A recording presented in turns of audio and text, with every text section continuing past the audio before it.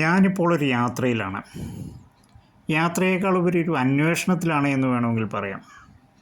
അപ്പോൾ നിങ്ങളൊക്കെ വിചാരിക്കും എന്താണ് അന്വേഷിച്ച് പോകുന്നത് എന്നുള്ളത്.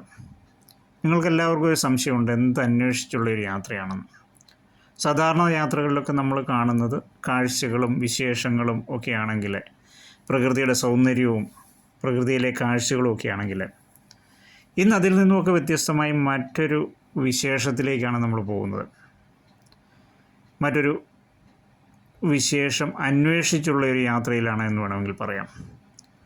ഇപ്പം ഞാൻ നിങ്ങളോട് സംസാരിച്ചുകൊണ്ടിരിക്കുന്ന ഈ വാക്കുകളും ഈ ഭാഷയും ഒക്കെ എന്നാണ്, എങ്ങനെയാണ്, എവിടെ നിന്നാണ് ഉത്ഭവിച്ചത് എന്ന് നിങ്ങളിൽ പലർക്കും ഒരുപക്ഷെ അറിവുള്ള കാര്യമല്ല. നമ്മളൊക്കെ ഈ ഭാഷ ധാരാളമായിട്ട് ഉപയോഗിക്കുന്നു. ഈ ഭാഷ മാത്രമല്ല, മറ്റു പല ഭാഷകളും നമ്മൾ ഉപയോഗിക്കുന്നുണ്ട്, പല വാക്കുകൾ ഉപയോഗിക്കുന്നുണ്ട്. പക്ഷേ ഇതൊക്കെ ഏത് സമയം മുതലാണ് ഉപയോഗിക്കാൻ തുടങ്ങിയതെന്നോ, ഏത് കാലഘട്ടത്തിലാണ് ഇവയൊക്കെ ഉണ്ടായതെന്നോ, എവിടെയാണ് ഇതൊക്കെ ഉണ്ടായതെന്നോ ഒന്നും നമുക്ക് പലർക്കും അറിയില്ല. അതൊക്കെ അന്വേഷിച്ചുകൊണ്ടുള്ളൊരു യാത്രയിലാണ് ഞാനിപ്പോൾ. എൻ്റെ ഈ അന്വേഷണം ഇന്ന് ചെന്നെത്തി നിൽക്കുന്നത് കോട്ടയം ജില്ലയിലെ നാട്ടകത്തിനടുത്തുള്ള മറിയപ്പള്ളിയിലെ ഭാഷാ മ്യൂസിയത്തിലാണ്. അക്ഷരം ഭാഷ സാഹിത്യ സാംസ്കാരിക മ്യൂസിയം എന്നറിയപ്പെടുന്ന ഭാഷയുടെ ഉത്ഭവത്തെക്കുറിച്ചും അതിൻ്റെ ചരിത്രത്തെക്കുറിച്ചും അതിൻ്റെ വളർച്ചയെക്കുറിച്ചുമൊക്കെ പഠിപ്പിക്കുന്ന, അറിവ് പകർന്നു നൽകുന്ന ഒരു വലിയ സ്ഥാപനത്തിലേക്കാണ് നമ്മളുടെ ഇന്നത്തെ ഈ യാത്ര എത്തിച്ചേർന്നിരിക്കുന്നത്. അക്ഷരം മ്യൂസിയം എന്നറിയപ്പെടുന്ന ഈ സ്ഥാപനം ഇന്ത്യയിലെ തന്നെ ആദ്യത്തെ ഭാഷാ മ്യൂസിയമാണ്.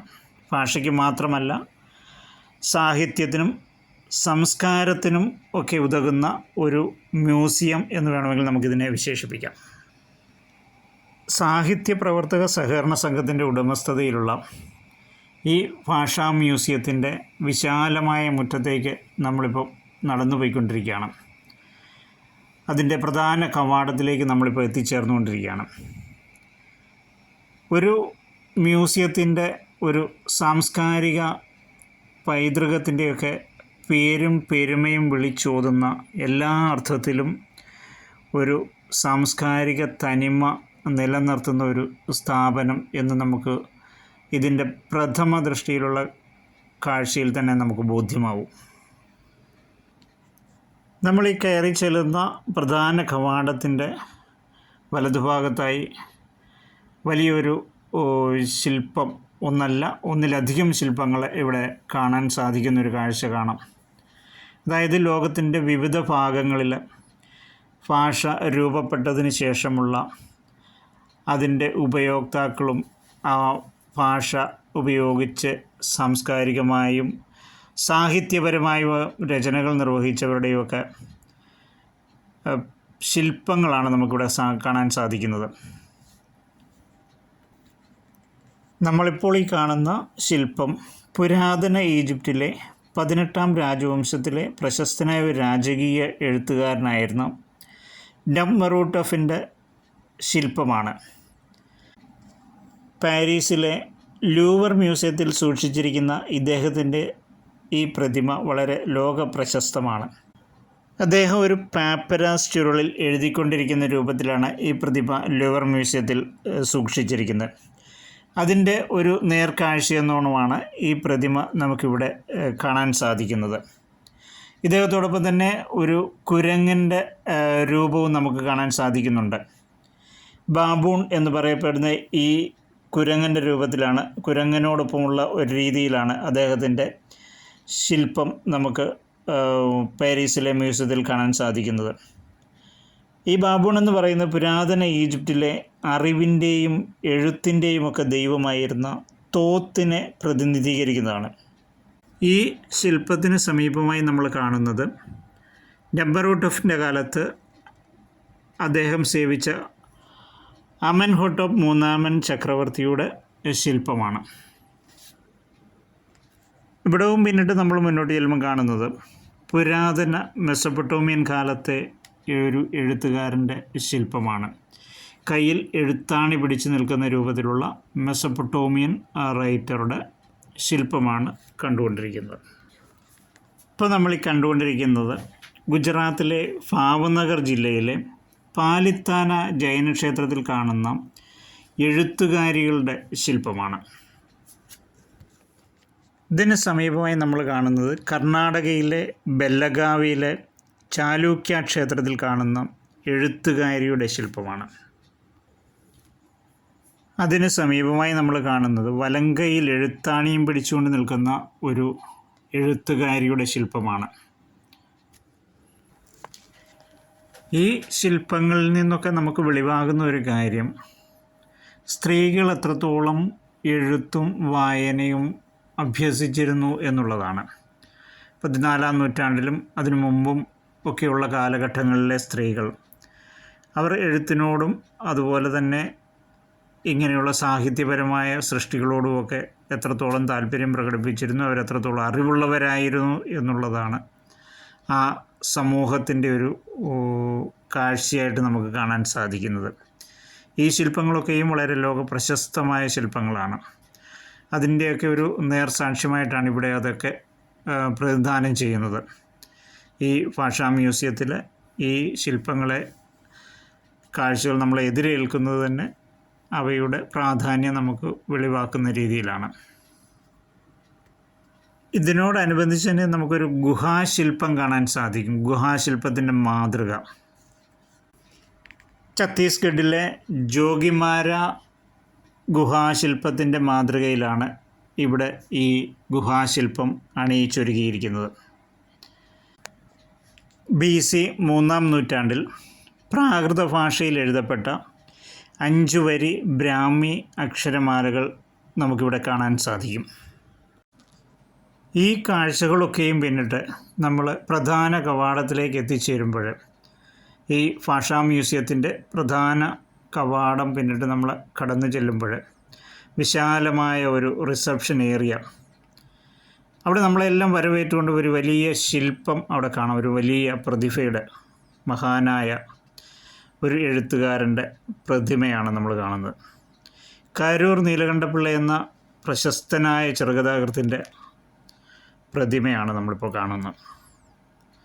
സാഹിത്യ പ്രവർത്തക സഹകരണ സംഘത്തിൻ്റെ സ്ഥാപക സെക്രട്ടറിയായും ഇതിൻ്റെ സ്ഥാപകരിൽ ഒരാളായും പ്രവർത്തിച്ച കാരൂർ നീലകണ്ഠപിള്ള സാഹിത്യ പ്രവർത്തക സഹകരണ സംഘത്തിൻ്റെ വളർച്ചയിൽ നിർണായകമായ പങ്ക് വഹിച്ചിട്ടുള്ള ഒരു വലിയ പ്രതിഭ.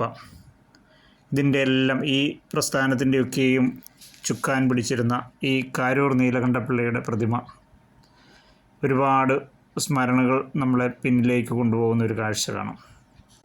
1945 കോട്ടയം കേന്ദ്രീകരിച്ച് 12 എഴുത്തുകാർ ചേർന്ന് രൂപീകരിച്ച ഒരു സഹകരണ സംഘമാണ് പിന്നീട് സാഹിത്യ പ്രവർത്തക സഹകരണ സംഘം എന്ന രീതിയിൽ വലിയ ഒരു സഹകരണ പ്രസ്ഥാനമായി മാറിയത്. ഇന്ന് ഈ സാഹിത്യ പ്രവർത്തക സഹകരണ സംഘം ഏകദേശം 8400ഓളം പുസ്തകങ്ങൾ പബ്ലിഷ് ചെയ്തിട്ടുണ്ട്. ഏകദേശം 5000-അധികം പുസ്തകങ്ങളുടെ വിതരണം ഏറ്റെടുത്തിട്ടുണ്ട്.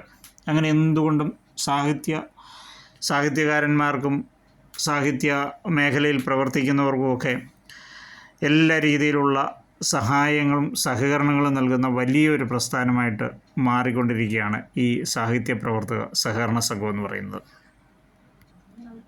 നമ്മളിപ്പോൾ ഈ കണ്ടുകൊണ്ടിരിക്കുന്ന ഭാഷാ മ്യൂസിയം തന്നെ സാഹിത്യ പ്രവർത്തക സഹകരണ സംഘത്തിൻ്റെ പ്രവർത്തനങ്ങളുടെ ഏറ്റവും വലിയൊരു നിർണായകമായ തെളിവായി നമുക്ക് കാണാൻ സാധിക്കും. കേരള സർക്കാരിൻ്റെ സഹായത്തോടു കൂടി സഹകരണ വകുപ്പിൻ്റെ നേതൃത്വത്തിലാണ് ഈ ഭാഷാ മ്യൂസിയം സ്ഥാപിച്ചിരിക്കുന്നത്. ഏകദേശം 15 കോടിയിലധികം രൂപ ചിലവാക്കി 15000 ചതുരശ്ര അടിയിലാണ് ഈ മ്യൂസിയം സ്ഥാപിച്ചിരിക്കുന്നത്. ഈ മ്യൂസിയത്തിൻ്റെ 1-ാം ഘട്ടമാണിപ്പോൾ പൂർത്തിയായിരിക്കുന്നത്. 2024 നവംബറിൽ ബഹുമാനപ്പെട്ട കേരള മുഖ്യമന്ത്രി ശ്രീ പിണറായി വിജയൻ അവർകൾ ഉദ്ഘാടനം ചെയ്ത ഈ ഭാഷാ മ്യൂസിയം ഇത്തരത്തിലുള്ള ഇന്ത്യയിലെ ആദ്യത്തെ സംരംഭമാണ്. ഭാഷയെക്കുറിച്ചും സാഹിത്യത്തെക്കുറിച്ചും സംസ്കാരത്തെക്കുറിച്ചുമൊക്കെ കൃത്യമായ നിശ്ചിതമായ വിവരങ്ങൾ നൽകുന്ന മറ്റൊരു മ്യൂസിയം ഇന്ത്യയിലില്ല. അതുകൊണ്ട് തന്നെ ഈ ശ്രേണിയിൽപ്പെടുന്ന ആദ്യത്തെ സംരംഭം എന്ന് നമുക്കിതിനെ വിളിക്കാം. മനുഷ്യ ഭാഷയുടെ ഉൽപ്പത്തി മുതൽ സമകാലിക കാലം വരെയുള്ള ഭാഷയുടെ വളർച്ചയും വികാസവും ഉൾക്കൊള്ളിച്ചുകൊണ്ടുള്ള ലോകത്തെമ്പാടും ഉപയോഗിച്ചുകൊണ്ടിരിക്കുന്ന ഏകദേശം 6000-ത്തിലധികം ഭാഷകളുടെ സമഗ്രമായ ഒരു വിവരണമാണ് നമുക്ക് ഈ ഭാഷാ മ്യൂസിയത്തിൽ നിന്നും ലഭ്യമാകുന്നത്. ആധുനിക ഡിജിറ്റൽ സാങ്കേതിക വിദ്യയുടെ സഹായത്തോടുകൂടി പ്രവർത്തിക്കുന്ന ഈ ഭാഷാ മ്യൂസിയം ഇവിടം സന്ദർശിക്കുന്ന ഓരോരുത്തർക്കും ഉണ്ടാകുന്ന ഭാഷയെയും അവയുടെ വളർച്ചയെയും സംസ്കാരത്തിൻ്റെ ഇതുവരെയുള്ള വളർച്ചയെയും ഒക്കെ സംബന്ധിക്കുന്ന എല്ലാ ചോദ്യങ്ങൾക്കും ഒരു വിരൽത്തുമ്പിൽ ഉത്തരം നൽകത്തക്ക രീതിയിലാണ് ഇതിൻ്റെ ക്രമീകരണം ഇവിടെ നടത്തിയിരിക്കുന്നത്. അതുകൊണ്ട് തന്നെ ഏതൊരാൾക്കും അവരുടെ മനസ്സിലുണ്ടാകുന്ന ഏത് സംശയവും ദൂരീകരിക്കാനുള്ള എല്ലാ സാങ്കേതികമായ സൗകര്യങ്ങളും ഇവിടെ ലഭ്യമാണ്. വിദ്യാർത്ഥികൾക്കും അതോടൊപ്പം തന്നെ ഭാഷാ സ്നേഹികൾക്കുമൊക്കെ അവർ വലിയ ഒരു മുതൽക്കൂട്ടാകുന്ന ഒരു സംരംഭമാണ് സാഹിത്യ പ്രവർത്തക സഹകരണ സംഘം ഈ മ്യൂസിയത്തിലൂടെ ഒരുക്കിയിരിക്കുന്നത്. ഈ മ്യൂസിയം പ്രധാനമായും 4 ഗാലറികൾ ഉൾപ്പെട്ടതാണ്. ആദ്യത്തെ ഗാലറിയിൽ നമ്മൾ കയറുമ്പോൾ കാണുന്ന കാഴ്ചകൾ ഭാഷ ഉണ്ടായതെങ്ങനെ എന്നതിനെ സംബന്ധിച്ചുള്ള നമ്മളുടെ ചോദ്യങ്ങൾക്കുള്ള ഉത്തരമാണ്. ഭാഷ മനുഷ്യൻ്റെ പരിണാമയാത്രയുടെ ഒരു ഭാഗമായാണ് രൂപപ്പെട്ടതെന്നാണ് ഇവിടെ നമുക്ക് കാണാൻ സാധിക്കുന്നത്. ഏകദേശം 40,000 വർഷങ്ങൾക്ക് മുൻപ് മനുഷ്യൻ പുറപ്പെടുവിച്ചിരുന്ന ശബ്ദങ്ങൾ പിന്നീട് അർത്ഥമുള്ള ചില വാക്കുകളായും പിന്നീട് അതൊരു സംവേദന മാതൃകയായും മനുഷ്യൻ ഉപയോഗിക്കാൻ തുടങ്ങിയത് മുതലാണ് ഭാഷ രൂപപ്പെട്ടത് എന്ന് വേണമെങ്കിൽ നമുക്ക് പറയാം. ഇതിനെ സംബന്ധിച്ചുള്ള ഒരു കൃത്യമായ വിവരണമാണ് ആദ്യത്തെ ഗാലറിയിൽ നമുക്ക് കാണുന്നത്. സന്ദർശകർക്ക് പൂർണ്ണമായും ഡിജിറ്റൽ മേഖലയിലെ അതിൻ്റെ വളർച്ച വെളിവാകുന്ന, അതുപോലെ തന്നെ ഒരു ഓഡിയോ വിഷ്വൽ ഇമ്പാക്റ്റ് ഉളവാക്കുന്ന ഒരു വിവരണമാണ് ഈ ആദ്യ ഗാലറിയിൽ നമുക്ക് കാണാൻ സാധിക്കുന്നത്.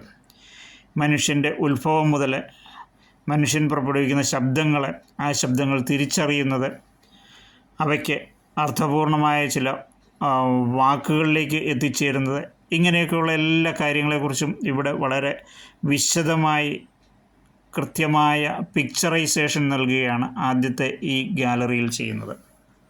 ഈ ആദ്യ ഭാഗം പിന്നിട്ട് നമ്മൾ മുന്നോട്ട് ചെല്ലുമ്പോൾ കാണുന്ന കാഴ്ച മൊഴിയിൽ നിന്ന് വരയിലേക്കുള്ള മനുഷ്യൻ്റെ പരിണാമത്തെയാണ് കാണിക്കുന്നത്. ആദ്യ ഗാലറിയിൽ നമ്മൾ വാമൊഴിയുടെ ചരിത്രമാണ് പഠിച്ചതെങ്കിൽ പിന്നീട് കാണുന്നത് ഗുഹാചിത്രങ്ങൾ, ചിത്രലിപികൾ എന്നിവയുമായി ബന്ധപ്പെട്ട ശിലാചിത്രങ്ങൾ, അവയുടെ മാതൃകകൾ, ഇങ്ങനെയുള്ള വീഡിയോകൾ അല്ലെങ്കിൽ മറയൂർ, എടയ്ക്കൽ എന്നിവയുടെ ഗുഹാചിത്രങ്ങൾ, ചിത്രലിപികൾ, അതുപോലെ തന്നെ സൈന്ധവ ലിപികൾ തുടങ്ങിയവയുടെയൊക്കെ മാതൃകകളാണ് നമുക്ക് രണ്ടാമത്തെ ഈ ഗാലറിയിലേക്ക് പ്രവേശിക്കുമ്പോൾ കാണാൻ സാധിക്കുന്നത്. ഇന്ത്യൻ ലിപികളുടെ പരിണാമം പ്രദർശിപ്പിക്കുന്ന ഈ ഗാലറിയിൽ ബ്രാഹ്മി, ഖരോഷ്ടി, സിദ്ധമാതൃക, ഗ്രന്ഥ, വട്ടെഴുത്ത്, കോലെഴുത്ത്, മലയാളത്തിൻ്റെ വളർച്ച എന്നിവ ഉൾക്കൊള്ളുന്ന പ്രധാന ലിഖിതങ്ങളായിട്ടുള്ള ലുംബിനി, പട്ടിപ്രോലു, മാങ്കുളം, നിലമ്പൂർ, വാഴപ്പള്ളി, തെരിസാപ്പള്ളി, ജൂതശാസനങ്ങൾ എന്നിവ നമുക്ക് കാണാൻ സാധിക്കുന്നുണ്ട്. കൂടാതെ അക്കാലഘട്ടങ്ങളിൽ ഉപയോഗിച്ചിരുന്ന എഴുത്തുപകരണങ്ങൾ, അതിൻ്റെയൊക്കെ ഒരു ആനിമേഷൻ ഈ ഗാലറിയുടെ ഒരു വളരെ പ്രത്യേകതയാണ്. ഇവിടവും പിന്നിട്ട് നമ്മൾ അടുത്ത ഗാലറിയിലേക്ക് ചെല്ലുമ്പോൾ എഴുത്തിൽ നിന്ന് അച്ചടിയിലേക്കുള്ള വളർച്ചയാണ് കാണിക്കുന്നത്. അച്ചടിയുടെ സാങ്കേതികവിദ്യ, പ്രത്യേകിച്ച് മലയാളം അച്ചടിയുടെ ചരിത്രം, ഇന്ത്യക്ക് പുറത്തുള്ള അച്ചടി, ഇന്ത്യയിലും അതുപോലെ തന്നെ കേരളത്തിലുമുള്ള ആദ്യത്തെ അച്ചടിശാലകൾ, പുസ്തകങ്ങളുടെ പ്രസിദ്ധീകരണങ്ങൾ, പത്രങ്ങൾ, പാഠപുസ്തകങ്ങൾ, ഗോത്രഭാഷകൾ തുടങ്ങിയവയൊക്കെയാണ് ഈ ഗാലറിയിൽ നമുക്ക് കാണാൻ സാധിക്കുന്നത്. Hortus Malabaricus, Samkshepa Vedartham, grammar of Malabar, Ramban Bible തുടങ്ങിയവയുടെയൊക്കെ മാതൃകകളും സാക്ഷരതാ ചരിത്രത്തിൻ്റെ ഉൾപ്പെടെയുള്ള ആനിമേഷനുകളുമൊക്കെ ഈ ഗാലറിയിൽ നമുക്ക് കാണാൻ സാധിക്കും. ഈ കാഴ്ചകളൊക്കെയും നമ്മൾ ചിത്രീകരിക്കുമ്പോൾ ഇവയുടെ പൂർണ്ണമായ രീതിയിൽ കൃത്യമായോ സൂക്ഷ്മമായിട്ട് നമ്മൾ സൂം ചെയ്തോ ഒന്നും കാണിക്കുന്നില്ല. കാരണം കാഴ്ചക്കാർക്ക്, സന്ദർശകർക്ക് അവിടെ എത്തിക്കാണാനുള്ള ആ ഒരു സൗകര്യം പ്രമാണിച്ചും അതുപോലെ തന്നെ അത് അങ്ങനെ പ്രദർശിപ്പിക്കുന്നത് ശരിയല്ലാത്തത് കൊണ്ടും നമ്മൾ അവയുടെ സൂക്ഷ്മമായ അംശങ്ങളിലേക്ക് നമ്മൾ കടക്കാറില്ല, അങ്ങനെ ചിത്രീകരിച്ചിട്ടുമില്ല. നമ്മൾ അവയുടെ ഒരു ദൂരെ നിന്നുള്ള ഒരു കാഴ്ച, അതായത് സൂം ചെയ്യാതെ നമ്മളെടുത്തിരിക്കുന്ന ഒരു ചിത്രീകരണവും അതുപോലെ തന്നെ അവയെക്കുറിച്ചുള്ള ഒരു വിവരണവും മാത്രമേ നമ്മൾ ഈ വീഡിയോയിൽ കൂടി നൽകുന്നുള്ളൂ. ഇവിടവും പിന്നിട്ട് നമ്മൾ മുൻപോട്ട് ചെല്ലുമ്പോൾ സാഹിത്യ പ്രവർത്തക സഹകരണ സംഘത്തിൻ്റെ രൂപീകരണം, അതിൻ്റെ വളർച്ച, അതിൻ്റെ പ്രധാന കർമ്മ മേഖലകൾ, അതുവരെയുള്ള ചരിത്രങ്ങൾ തുടങ്ങി അതിനെ നയിച്ചവർ, ഇക്കാലം അത്രയും അതിന് നേതൃത്വം നൽകിയവർ, ഇവരുടെയൊക്കെ ഫോട്ടോകൾ, അവരുടെയൊക്കെ പ്രധാന കൃതികൾ, അങ്ങനെ സാഹിത്യ പ്രവർത്തക സഹകരണ സംഘത്തെക്കുറിച്ചുള്ള കൃത്യമായ സമഗ്രമായ ഒരു ഗാലറിയാണ് പിന്നീട് നമുക്ക് കാണാൻ സാധിക്കുന്നത്.